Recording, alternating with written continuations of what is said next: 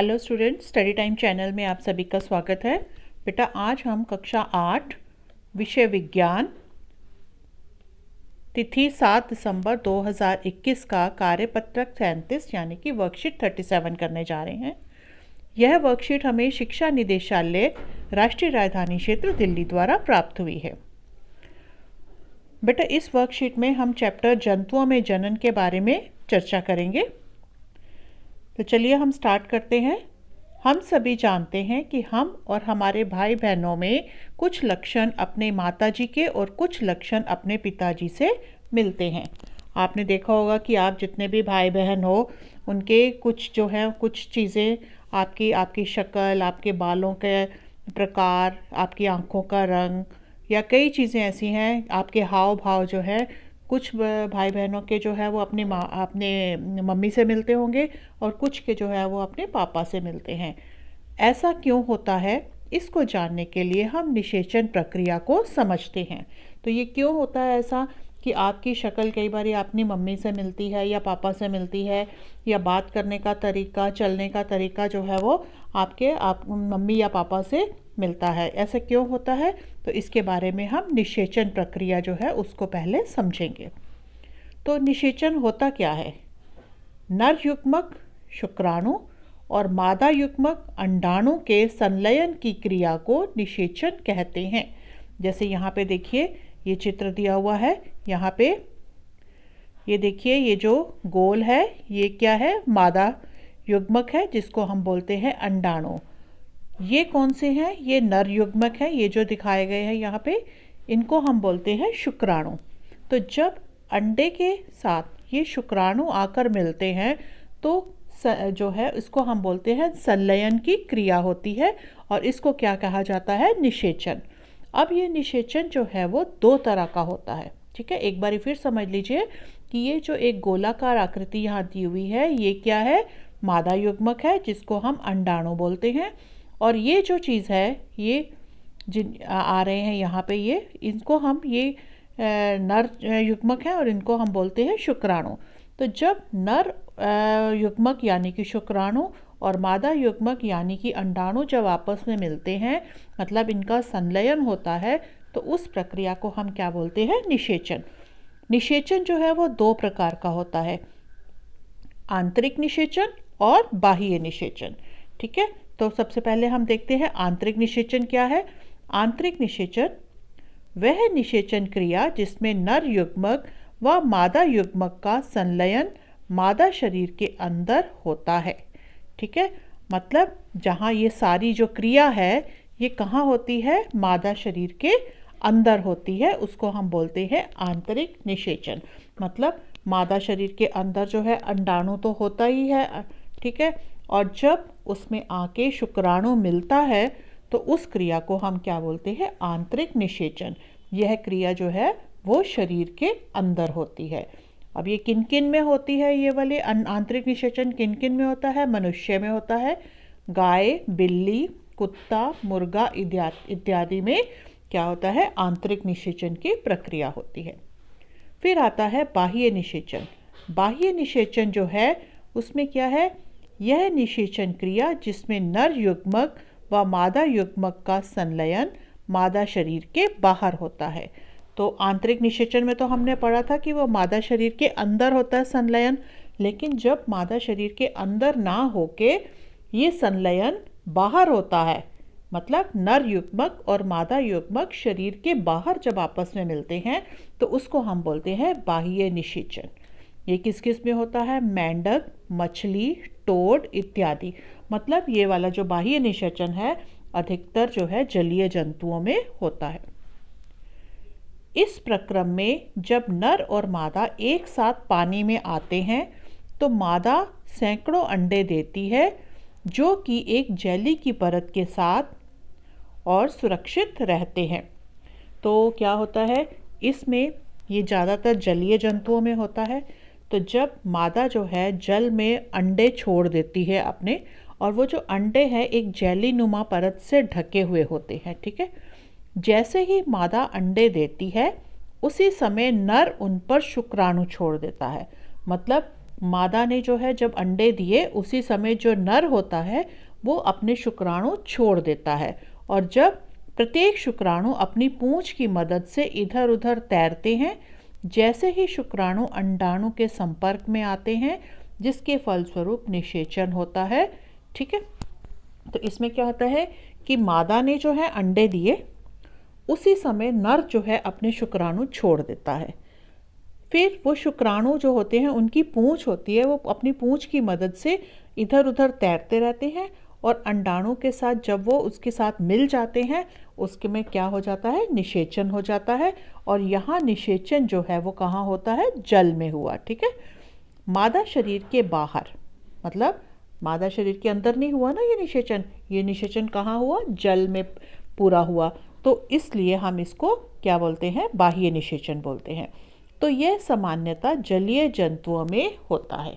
ठीक है, तो बाह्य निषेचन अधिकतर कहाँ होता है, जलीय जंतुओं में होता है। तो अब मैंने आपको दो चीज़ें समझाई हैं, एक बार फिर ध्यान से सुन लीजिए। आंतरिक निषेचन और बाह्य निषेचन। आंतरिक निषेचन क्या होता है, उसमें नर युग्मक और मादा युग्मक यानी कि अंडाणु और शुक्राणु का संलयन कहाँ होता है, मादा के शरीर में होता है, उसको हम बोलते हैं आंतरिक निषेचन। और बाह्य निषेचन क्या है कि अंडाणु और शुक्राणु का संलयन यानी भी कहाँ मिलते हैं, वो मादा के शरीर के अंदर नहीं होता, वो बाहर होता है।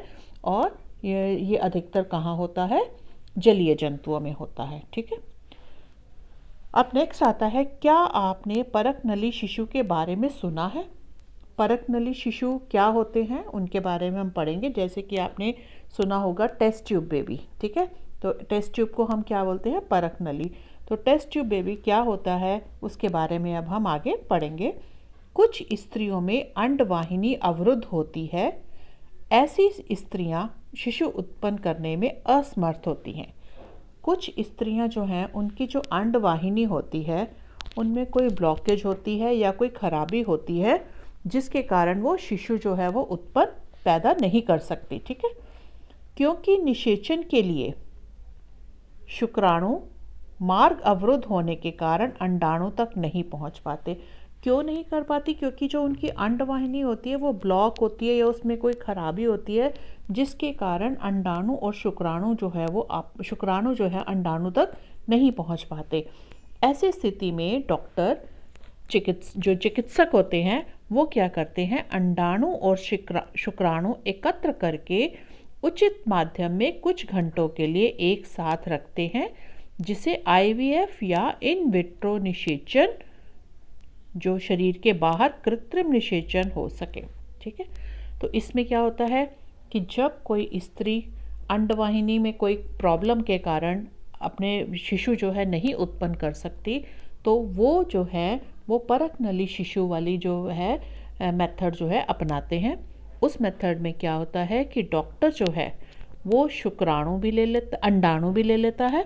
ठीक है, मादा से अंडाणु वो निकाल लेता है और शुक्राणु भी एकत्र कर लेता है, और उनको बाहर जो है, ठीक है, मादा के शरीर से बाहर निकाल लिया जाता है। नर के शरीर से शुक्राणु और मादा के शरीर से अंडाणु निकाल लिए जाते हैं, और उन दोनों का संलयन करा जाता है।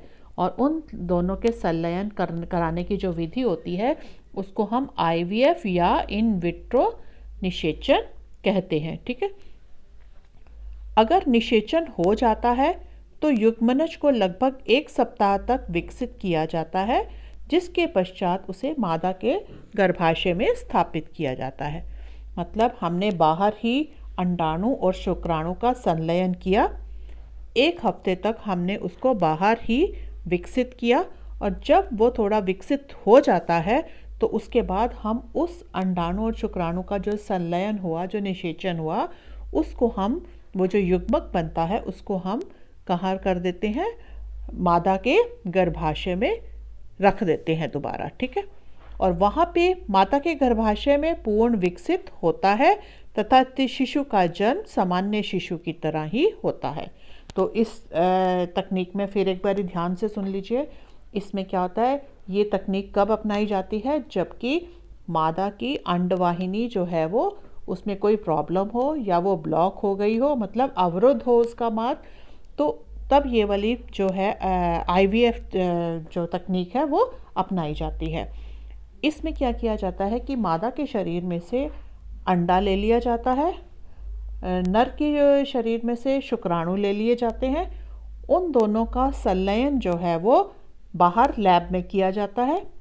वहाँ पे 1 हफ्ता तक जब वो अगर वो निषेचन हो जाता है तो 1 हफ्ते तक उसको बाहर ही विकसित किया जाता है, और जब वो विकसित हो जाता है तो उसको माँ के गर्भाशय में डाल दिया जाता है।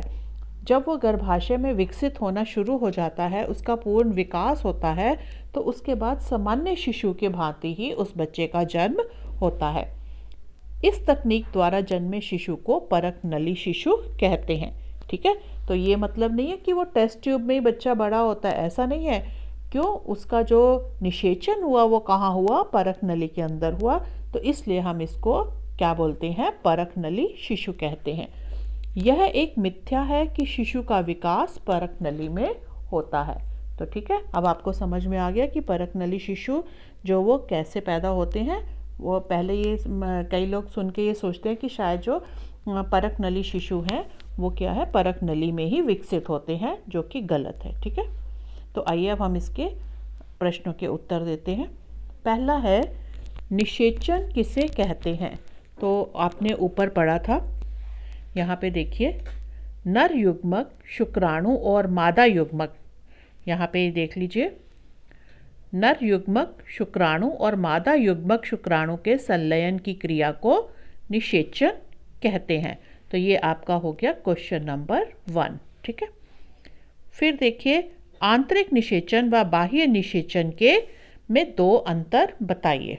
तो पहला अंतर तो देखिए ये होगा, यह निषेचन क्रिया जिसमें नर युग्मक व मादा युग्मक का संलयन मादा शरीर के अंदर होता है उसे आंतरिक निषेचन कहते हैं। ठीक है, और दूसरा उदाहरण क्या हो जाएगा इसका? इसका उदाहरण है मनुष्य, गाय, बिल्ली, कुत्ता, मुर्गी। फिर आ जाता है बाह्य निषेचन। तो उसका पहला पॉइंट होगा, वह निषेचन क्रिया जिसमें नर युग्मक व मादा युग्मक का संलयन मादा शरीर के बाहर होता है बाह्य निषेचन कहलाता है। फिर दूसरा पॉइंट उसका हो जाएगा उदाहरण मेंढक, मछली, टोड।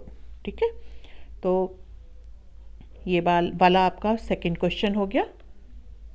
ठीक है, इसमें पहला पॉइंट आपने ये वाला दे दिया और दूसरा अंतर जो है ये वाला हो गया। इसका पहला अंतर ये वाला और दूसरा अंतर ये वाला हो गया। ठीक है, इसके बाद आता है रिक्त स्थानों की पूर्ति करो। शुक्राणु एवं अंडाणु का संलयन, हाँ जी, क्या कहलाता है? निषेचन। तो हम यहाँ लिख देंगे निषेचन। ठीक है, गाय व मनुष्य में, ठीक है, गाय व मनुष्य में कौन सा निषेचन होता है? आंतरिक के बाह्य? हाँ जी, ठीक है, आंतरिक निषेचन जो है वो आंतरिक निषेचन किस में होता है? गाय और मनुष्य में। बाह्य निषेचन किस में होता है? मैंने बताया था आपको, जलीय जंतुओं में बाह्य निषेचन होता है। ठीक है, फिर है IVF का पूरा नाम क्या है? तो यहाँ पे आपने देखा था, ये लिखा IVF को हम क्या बोलते हैं? इन विट्रो निषेचन। ठीक है, तो ये होता, इसका हो गया क्वेश्चन नंबर 4। इसका पूरा नाम है इन विट्रो निषेचन। फिर है बाह्य निषेचन करने वाले 2 जंतुओं के नाम बताओ। तो बाह्य निषेचन के लिए यहाँ पे ये देखिए, ये मेंढक, मछली, टोड। तो ये वाला हो गया आपका क्वेश्चन नंबर 5।